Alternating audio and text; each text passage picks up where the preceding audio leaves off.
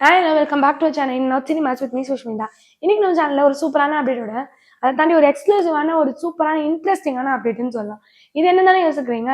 நம்ம எல்லாருமே 2023 இருக்கட்டும், அதுக்கு முன்னாடி 2022ல ரொம்ப வியக்க வச்ச ஒரு சூப்பர் ஹிட் பிளாக் பஸ்டர் தான் கேஜிஎஃப் 1 ரொம்ப பெருசா இருந்தது, ரொம்ப அழகா இருந்ததுன்னு சொல்லலாம். இதுக்கான விஷயங்கள் ரொம்ப அழகா இருக்கும்போது கேஜிஎஃப் 2 ரொம்ப பெரிய ஒரு பிளாக் பஸ்டர்ன்னு சொல்லலாம். நிறைய பேர் தனியா பேர் ரசிக்கிற மாதிரியான ஒரு படமா இருந்தது. ஆக்ஷன் வைஸா இருக்கட்டும், இல்ல ராஜுபாய்க்கான ஃபேன்ஸ்க்காகவே சொல்லலாம். இந்த படத்தோட கதையுமே ரொம்ப அழகா இருந்தது. இந்த படத்தோட எண்டிங் இதோட முடிஞ்சதுன்னு சொல்லலாம்.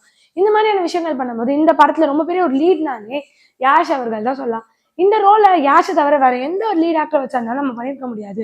இவர் தான் ராஜுபாயா நம்ம பார்த்துட்டோம் அப்படின்ற மாதிரியான ஒரு இது வந்தது. இதை தொடர்ந்து யாஷ் அவருக்கு இந்த படத்துல ரொம்ப பெரிய ஒரு ஃபேன்ஸ் வந்தது.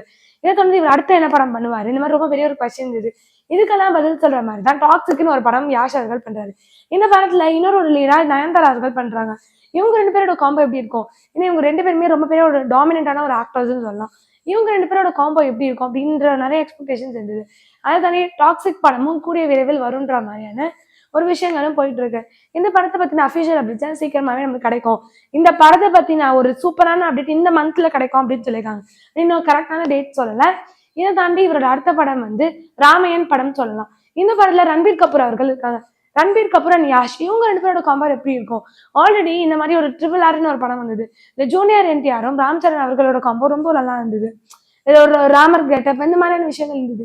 அதை தாண்டி அவங்க ரெண்டு பேருக்கு ஒரு கேரக்டர் ஒரு கெட்டப்காக அது போட்டாங்களே தவிர அந்த மாதிரியான கதைக்களம்ல இல்லை.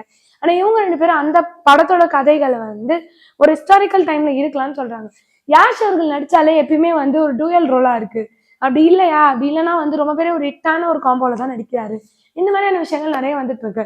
இவரோட காம்போல ரன்பீர் கபூர் யாஷோட காம்போ எப்படி இருக்கும் அப்படின்னு ரொம்ப பெரிய எக்ஸ்பெக்டேஷன்ஸ் இருக்குன்னு சொல்லலாம். இந்த மாதிரி சூப்பரான அப்டேட்ஸ்க்கு மறக்காம இன்னும் சினிமாஸை லைக் பண்ணுங்க, ஷேர் பண்ணுங்க, கமெண்ட் பண்ணுங்க, மறக்காம சப்ஸ்கிரைப் பண்ணுங்க.